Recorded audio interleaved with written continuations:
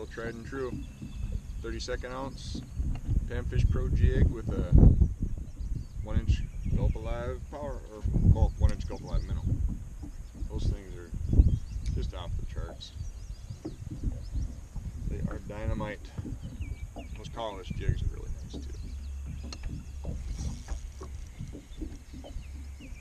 With a lot of jigs, you'd never be able to thread these 1-inch minnows on that have a collar on them, just simply for the fact that it would just tear it apart. You know, any kind of microplastic, these collarless jigs rock, and Panfish Pro makes some pretty sweet ones. The paint on they use too is awesome. I don't know, it's some kind of chemical formula that it bonds to the metal and it's virtually chip free. Like if they do chip, it's because I was horsing on it with a hemostat or something, but it doesn't chip on its own just from normal wear and tear. It's sunny. Yeah. I have a few crappies in the live well that Chrissy and I are going to eat for supper. Wouldn't mind adding a couple of those guys too. Perfect even sized gill there, 8 inches.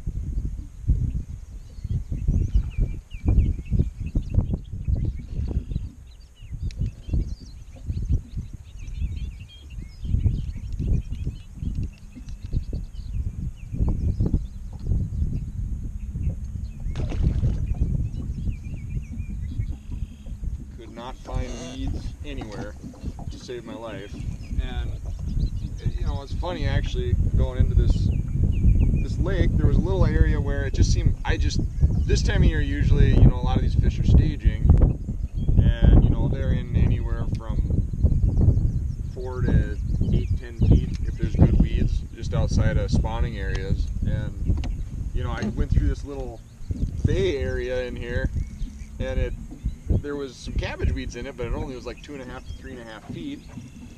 And I don't know, to me, right after ice out, a spot like this to me would be good, but you know, so I tried a handful of other spots with no luck, and I was like, well, for the heck of it, I'm just gonna go try where I saw those cabbage weeds in that shallow water, and boom, right away, got a sunfish, crappie, and then just been on them ever since.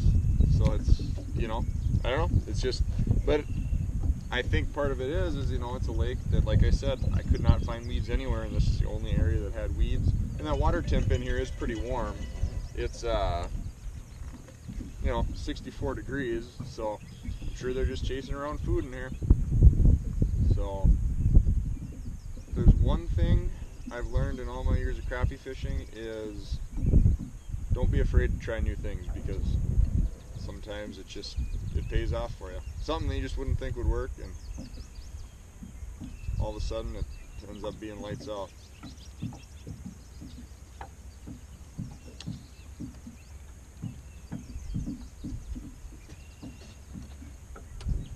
More or less, if there's any rules to crappie fishing, it's that there are no rules. And every lake's so different too. I mean, you can go to one lake, you can catch fish all day long, you know, all throughout the summer. And on the next lake, you got about an hour-and-a-half window where those fish just turn on in the evening, or even in the morning you can get them. But and a lot of times, to me, it seems like it has to do with water clarity and forage. It depends on what they're eating. And, you know, water clarity. I mean, if it's a really, really clear lake, you know, in west central Minnesota, a lot of these lakes have zebra mussels in them.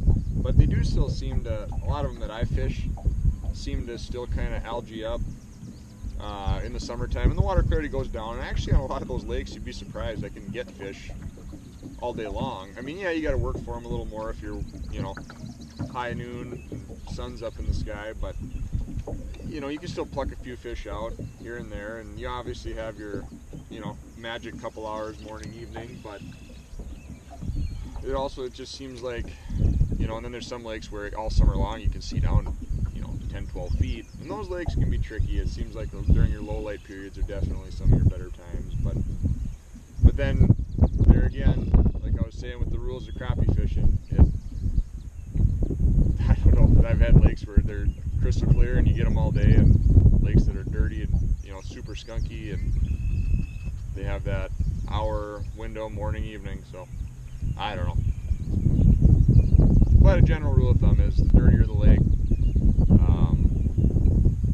you know, it seems like you can get those fish throughout the day. In a clearer lake, your low light periods are definitely better. Or if you have cloud cover, I've noticed a lot of the time, if you got good cloud cover, you can get those fish most of the day as well.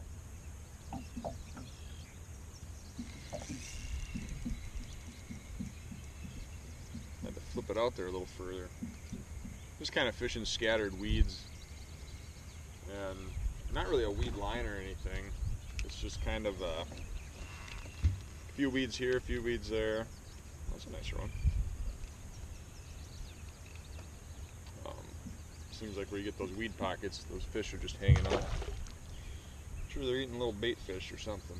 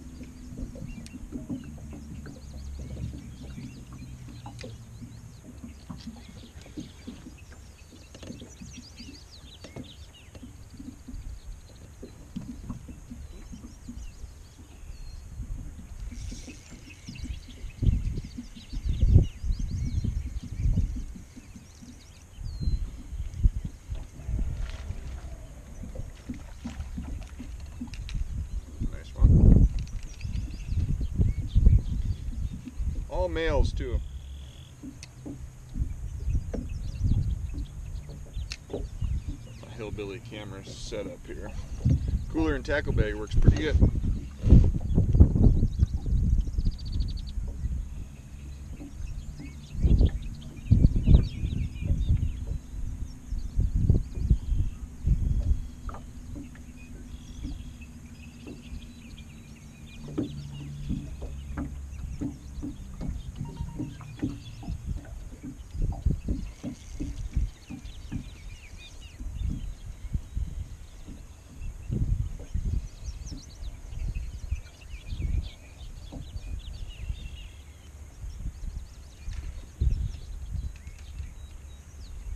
No females in here today though. So I take that back, I got one. Most of these males, and that's, I was thinking here in a little bit, there was a few weeds kind of out on the outside of this little, I don't know what you call it, a little corner. But at the mouth of it, I did see, there was some, and I tried it right away this morning, and maybe it was just a little early, maybe water had to warm up a little bit, but there was cabbage weeds out there too, and I, you know, flipped around a couple times, didn't get anything, but I think before I head out, I'm definitely going to check that out, because those bigger females could be hanging out there. It seems like a lot of times if, you know, you're getting males in a spawning area, you know, they're prepping for the spawn. It seems like you move out just on the outside edge of that area, a little deeper water if there's weeds, and a lot of times that's where the big girls are hanging, and they're just waiting for that perfect temp before they move up and let the magic happen. Ooh, I think we got another sunny for supper. I love eating those sunnies. And it's, you know, those, you know, and I've talked about it before, but those 7.5 to 8.5 inch fish, I always try, those are the ones I always keep, because especially with sunfish, I mean, it is really important to throw back those bigger fish. And you know, if I can, you know, 8 3/4, 9+ inch fish, I'll throw them back if, you know, most of the time, just because a 9 I always will. 8 3/4, most of the time I'll throw it back, but if I'm hungry and you know, I need a fish or two to round off, I'll throw them in the bucket or the live well. But I mean, if ideally a 7.5 to 8.5 inch fish. Look up, bobber's gone.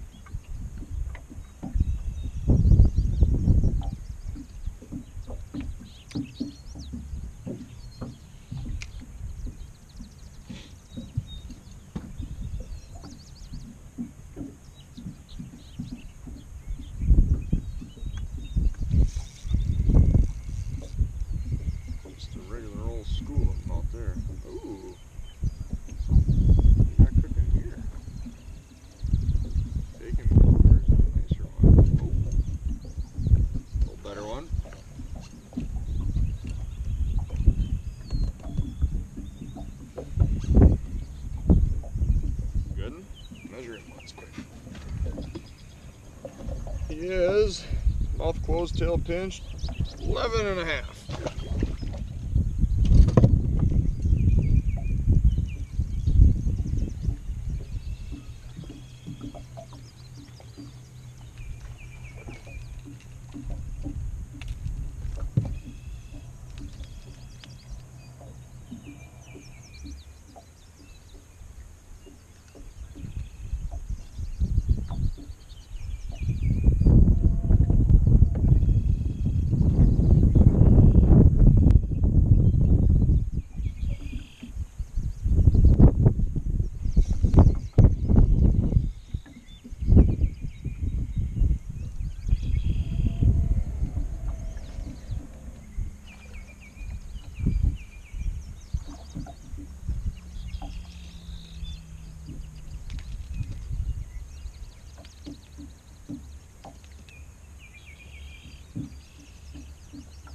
Been about the average, 10.5 inches, I suppose.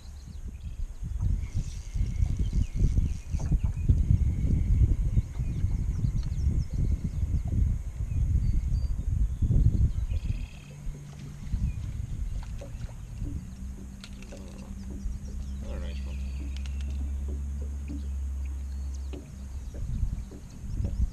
But I tell you though, it's, you know, these 1-inch minnows, they're something else. It's, you know, I know a lot of people have asked me, they go, are you telling the truth when you write those reports and that's all you're using? And yep, I have not bought live minnows for crappies in at least 10 years in the open water. There's no need. I mean, these between the gulp, any kind of plastics really, minnow profiles, but there's something about the gulp alive that the scent, and they're not technically plastic, they're biodegradable, so there is something with them, especially if you have finicky fish, or if I like to use them if I'm getting a mix of like bluegills and crappies because they're small enough for a bluegill. But if I'm strictly catching crappies, a lot of the time I will just use a 2-inch power minnow because they just go nuts on them. But it's no different with these 1-inch minnows. They're just, it's lights out. But if, like I said, if I'm casting and retrieving for crappies, I like using the 2-inch Berkeley Power minnows, the Maki Minnow XL by Clam, or those Instinctrix, yeah, I always butcher it, Instinctrix plastics, the 2-inch, I think it's technically 1.9, but like 2-inch Instinctrix by Panfish Pro, all those work really well. But it's, I mean, nowadays with this stuff, it's, I mean, crappie minnows are a thing of the past. I mean, you don't have to keep them alive, you don't have to, I mean, I can keep these minnows in, you know, 120 degree car during the middle of summer, and they're still fine.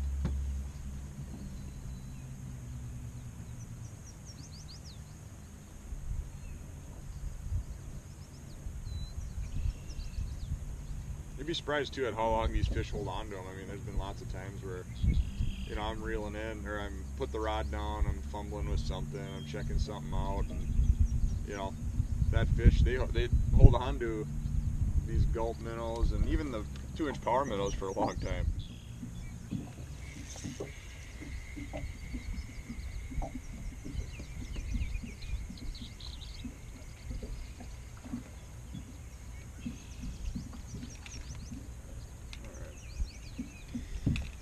Well, I think I'm going to shut the GoPro down and eat some lunch, and I don't know, I might go try a few other spots, see if I can maybe get on a few bigger fish, and go from there. So, thanks for watching, and until next time, good luck.